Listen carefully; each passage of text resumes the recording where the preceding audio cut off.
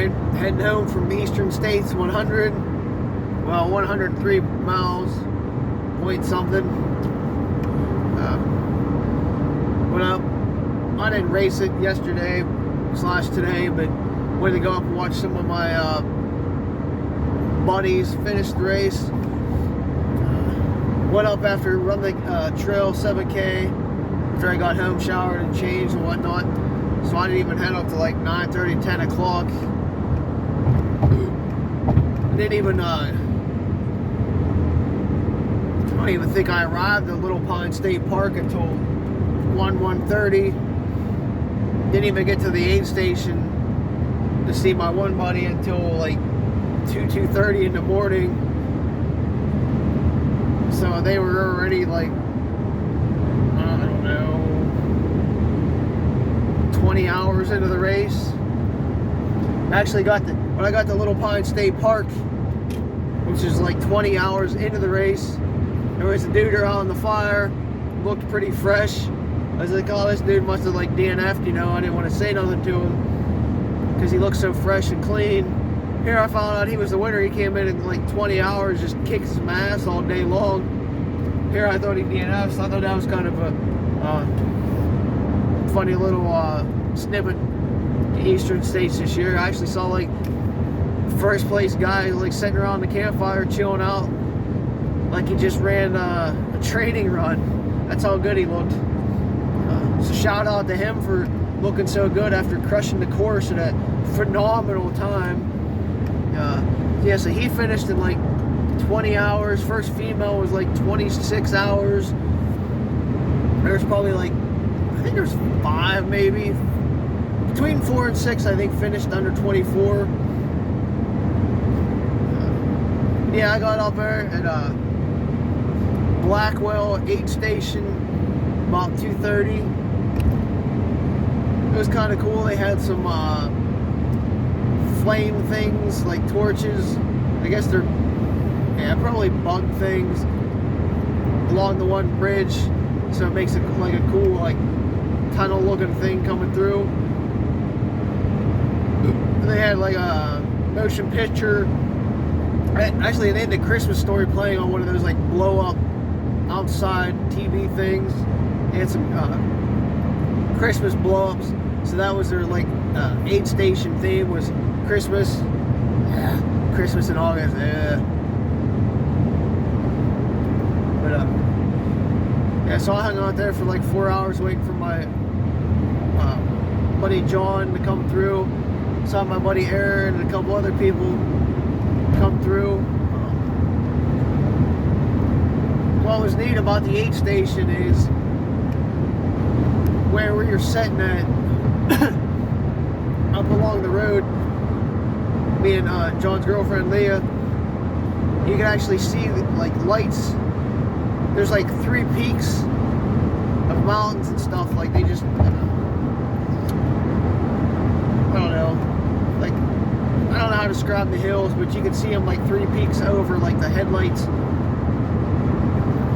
on top of that mountain. Then they would come out of like one other, the second mountain, and then as they was getting near us, like you could see them like almost like on a level plane, so you can like count each time how many headlamps and stuff were coming down the hill, how many runners were actually coming. So that was kind of cool.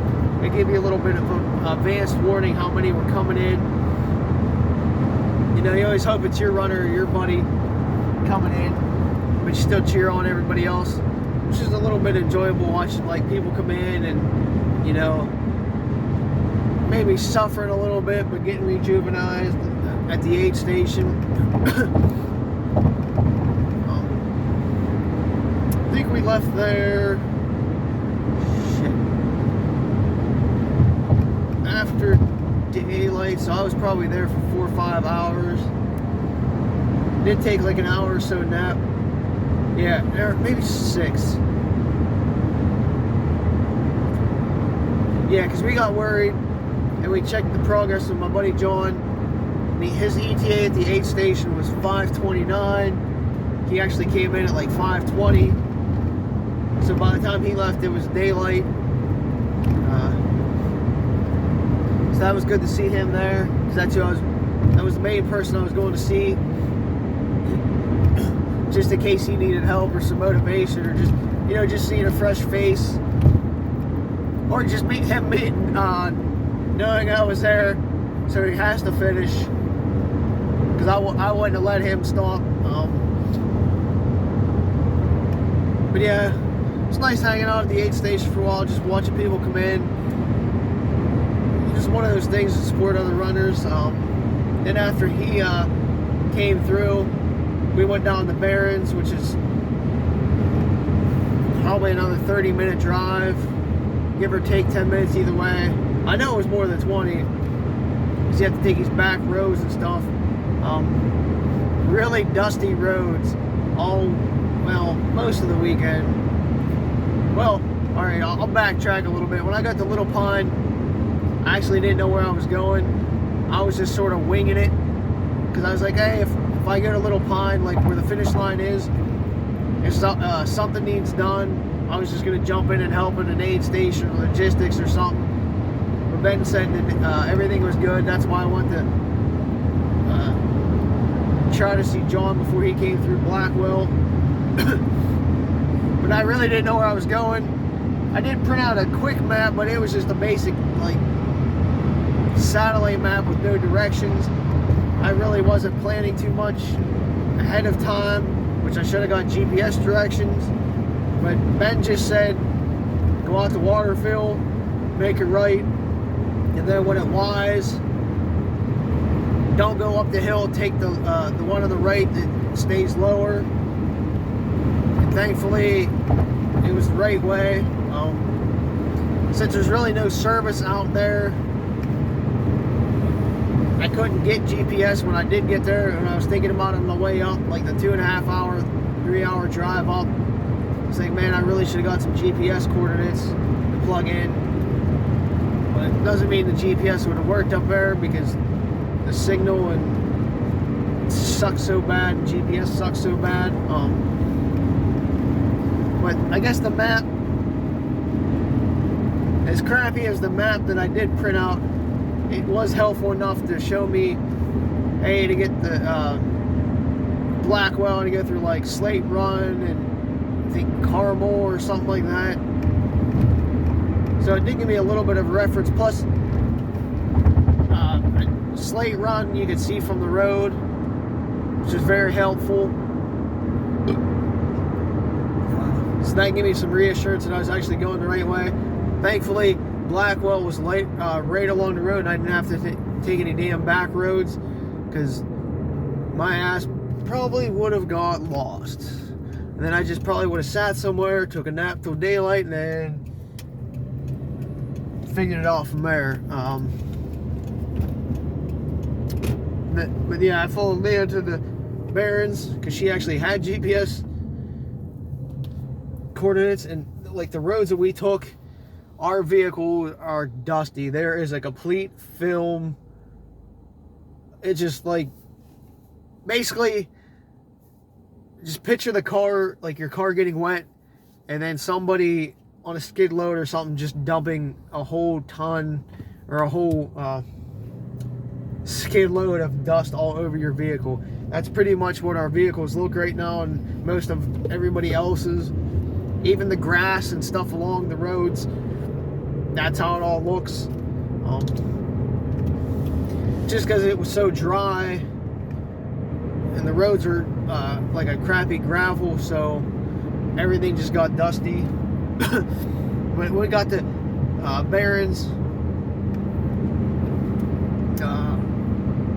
yeah, because that was after daylight. I forget what time we got there, like 7:30 maybe, give or take, half an hour.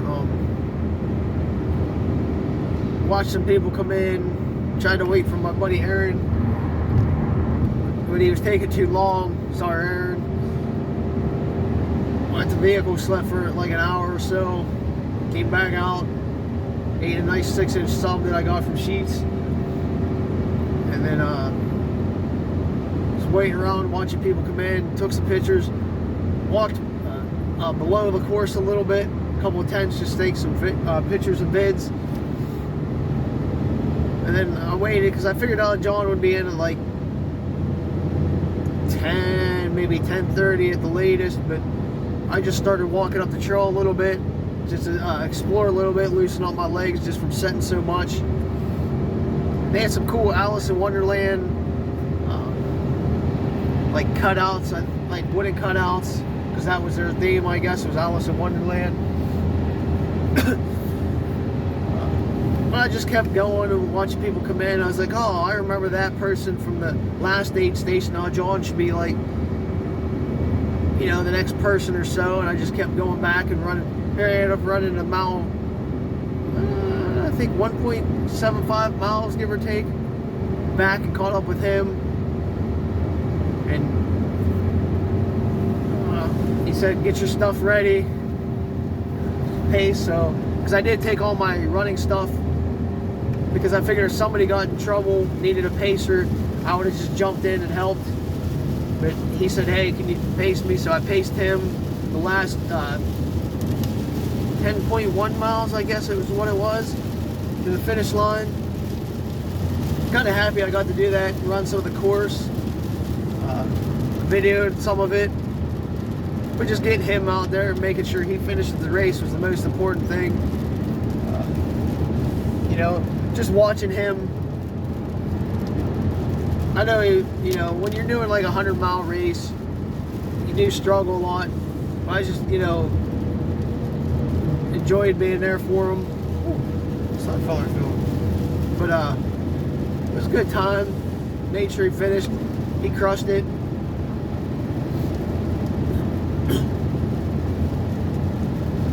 I think we actually passed like 8 to 10 runners in that last 10 miles. That was pretty, well, he was doing a lot better than I think what he thought. He just took some nice pictures as I was pacing with him, some videos, got some pictures of him. About a half mile left in the race.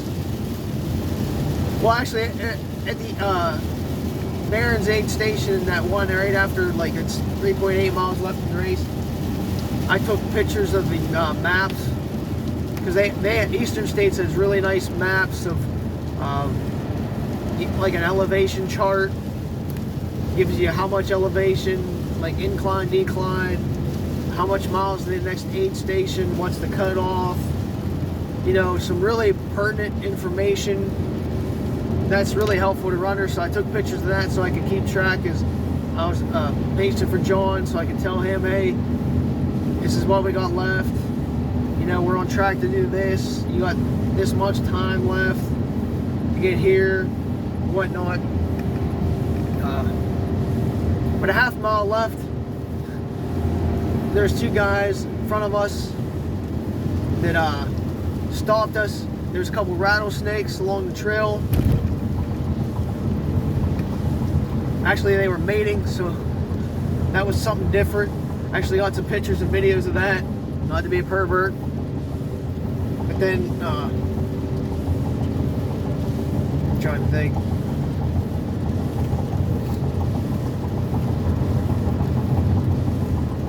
Yeah. But then there was like a 1,400 feet descent that last couple miles, which sucked because you're going over some bigger rocks and taking some bigger steps. So it really is taxing on a runner because their legs are so tired, because you've already done like 19,000 feet of climbing and descent. So your legs are already just spent to begin with, and you're tired because you've been out there for, you know, 20, 30 hours. So your body's just sucking ass, to be put frankly. But at the snakes, we did wait like 5-10 minutes, you know, watch them. But we also wanted to make sure the next couple groups of runners that we knew were only like a minute or two behind us, you know, knew that they were there in case they came back on the trail and they just like, well, they were only like a foot off the trail, at the time when we got there, and they were still only a foot off. But we wanted to make sure the next couple runners coming through were aware of them, so they just didn't run by and disturb them from getting bit. Not that that would have happened, but just a precaution to make sure everybody's safe and to know what's going on. Just, you know, proper trail etiquette. Plus, I personally just wanted to, like, see them. I really don't get to see rattlesnakes too much. There's been a lot of rattlesnake activity this year during trail races, like all over the state. I don't know if the populations are just expanding or whatnot, or just people getting out more on the trails. But yeah, John finished with plenty of time. I want to say like between an hour and a half, 2 hours. So that's awesome. Plenty of time to spare. I did push him a little bit, you know, making him run a little bit more just to bank some time in case something did happen. But I got hopefully a cool video of him finishing. Then we stayed till like 5:30ish, 6 o'clock. You know, he had to finish the race by 5 p.m. But we didn't leave there until like probably close to 6. You know, everything was getting torn down and whatnot, just to relax and make sure everybody was healthy. Talked to a bunch of people, enjoyed it, cheering the people after he finished, like, come in. Good atmosphere, good day. The weather this morning, I don't know, I don't think it broke 70, so it was pretty good running weather. Last night, oh my god, it was horrible in the dark. Like, setting up at Blackwell. I know when I left home it was 70 degrees. By the time I got to Blackwell, it was like 53, and it just felt like it kept getting colder. I would, you know, just throwing shit in the car. I didn't really prep for cold. But luckily, I took some pants, but I still was very underdressed. And when I took a nap, I turned the Subaru on in the heat, full blast. And I'll tell you what, it was a lifesaver because I was froze when I took a nap. Because after we found out John was going to come in at like 5:29 ETA, we had like an hour or so before then. So I was like, oh, I'm just going to take a nap real quick. Eat a little food then too. But it was nice seeing everybody today.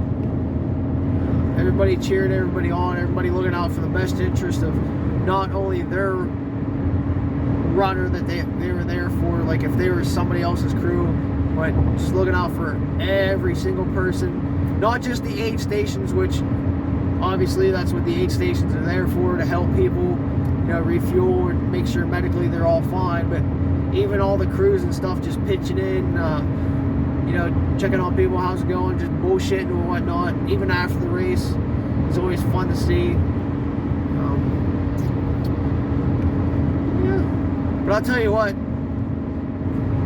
I mean, some of the people that I saw at Blackwell looked rough, but when they came in to Barrens, they looked like completely different people. They just looked re-energized. I think it was the sun coming out. It just rejuvenated everybody, which I know when I do like night races, the 1 or 2 times that I've ran through the night, once that sun comes back out, you're mentally back in it, you're ready to go again. It's just getting through that night phase, which sucks ass all the time, not gonna lie.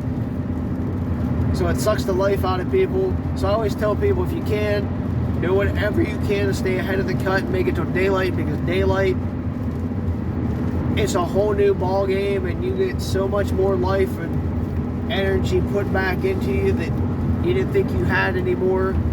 Just because there's just something about running at night. It just during a race, I know people, training's different than actually running a race.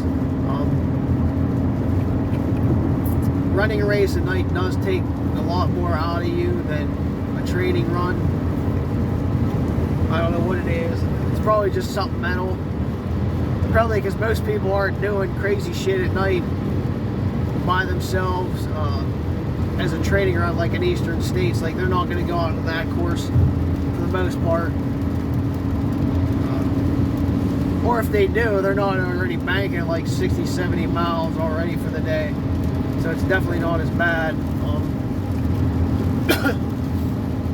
But yeah, it's a good time. Glad I went. Glad I watched some of my friends finish and kick some ass today. Got nice to talk to people. Pace, because I don't think I've ever really paced anybody before during a big race. Plus, I wanted to get some video. That was kind of cool. Take some pictures of just being around that atmosphere again. A big race. It was definitely kind of fun. So, I don't know. I'll probably post some pictures too on Instagram, on Facebook, for people to see what Eastern States is all about. It's pretty run. It's a pretty well run race. They're on top of the game. The Eastern Trail Alliance, in partnership with the Allegheny Trail Runners and whatnot, a couple of different other groups, like the Trail Sisters and whatnot. Like, everybody's on their A game, because you almost have to bring your A game, to make sure. Your A personnel too, to make sure all the runners, and even at aid stations, have experienced ultra runners, to be like, hey, you need this, you need that, no, you can't go on, it's not safe, or just little shit like that. It makes a huge difference having experienced people there. So Eastern States does a good job of that. I will say the trail marking, from what I saw the last 10 miles, was pretty good. So I think runners who were running at night wouldn't have had any trouble. But yeah, just another good day, another good experience, and just another example of the running community coming together, having fun, with some suffering if you're the runners. Just good old time.